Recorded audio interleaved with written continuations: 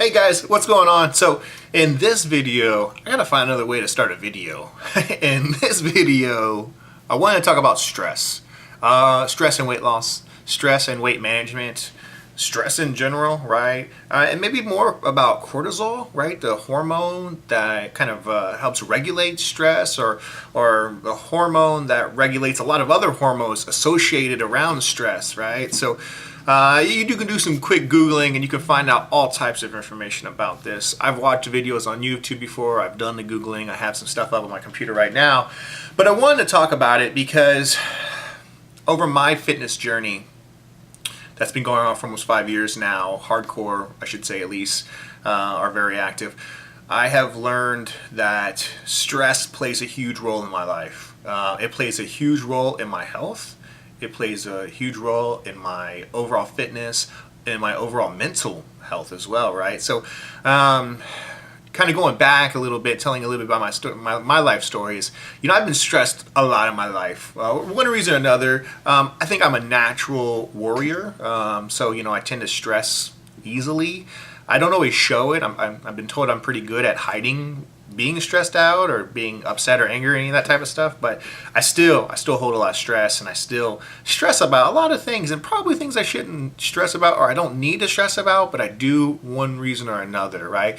And so because of this, I feel like it's definitely challenged a lot of my fitness and a lot of my my health, you know, weight loss activities and stuff like that, because, you know, as you know, cortisol, if you are constantly at a high level of cortisol for prolonged amounts of times, well, there's all types of negative side effects that come about that, right? I mean, weight loss and, you know,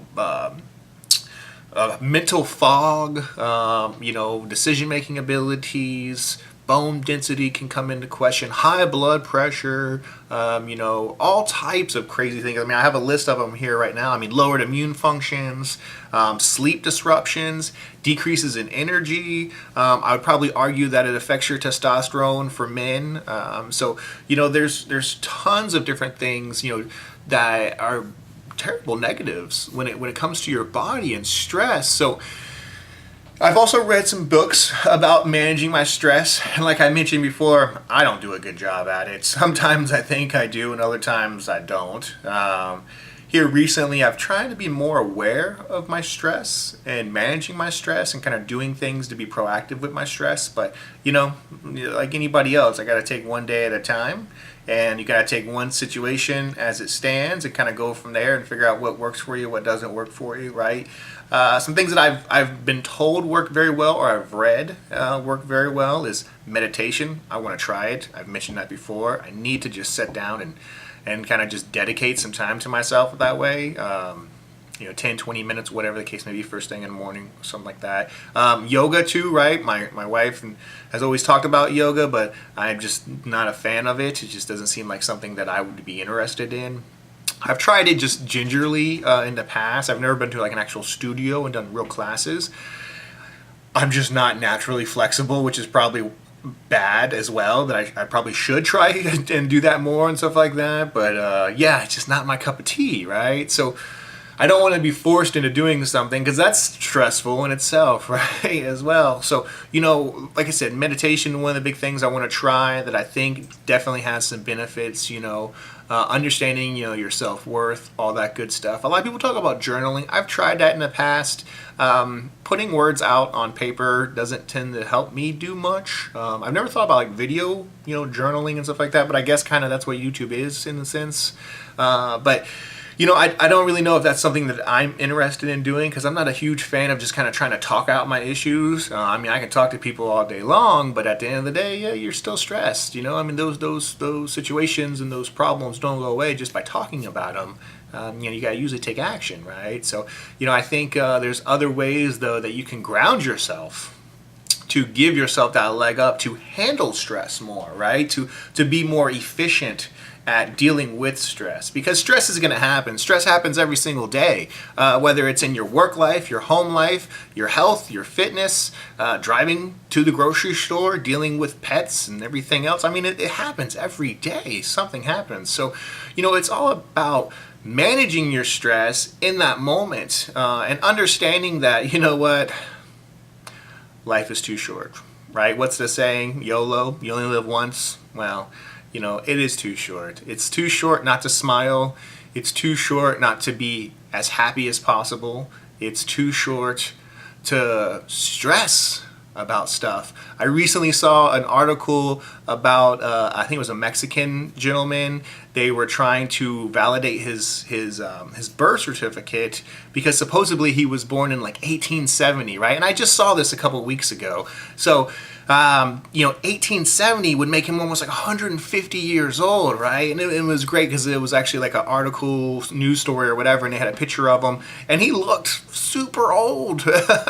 But they were asking him, you know, what's the key to life or key to longevity or staying alive long? And he even said it. You can't stress. You can't stress over the small stuff.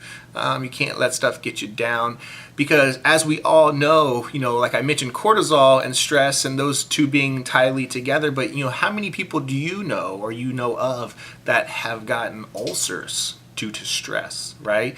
You know, a lot of people say that stress is the hidden killer, and it drives all type of chronic diseases that we have today in society. I've made a video talking about weight loss and the obesity epidemic in America, but it also ties, I think, in my opinion, strongly to the amount of stress that Americans go through, whether it be in the workplace or with family, with societal pressures, all that type of stuff. You know, I think that's important. I think we're kind of getting away from, you know, what the problem is versus what the root cause is. And the root cause is stress. Stress is causing us to, you know, fall into this addiction of food and comfort and all these other type of things.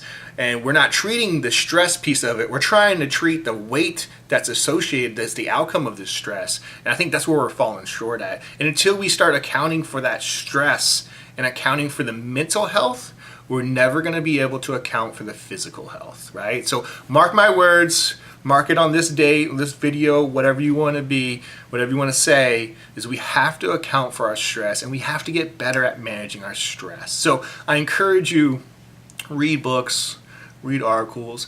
I like listening to books on tape, right? I have a membership to Audible, and I drive a lot for work, so I listen to tons of books on tape, fitness-related book, marketing books, all types of different stuff. So I encourage you to gain some information, gain some perspective about your own life, and just try new things about managing your stress. Whether it is meditating, whether it is journaling or video journaling, whether it is just sharing, writing a list of things that make you happy today, writing a list of things that you're appreciative today, going to bed and thanking yourself for doing something awesome, right? Because when was the last time you thanked yourself for making a good choice? When was the last time you thanked yourself for doing something that's going to benefit you long term? It's one thing to feel relieved and to feel good about yourself, but when was the last time you said the words out loud? Thank you, Jamie, for doing that.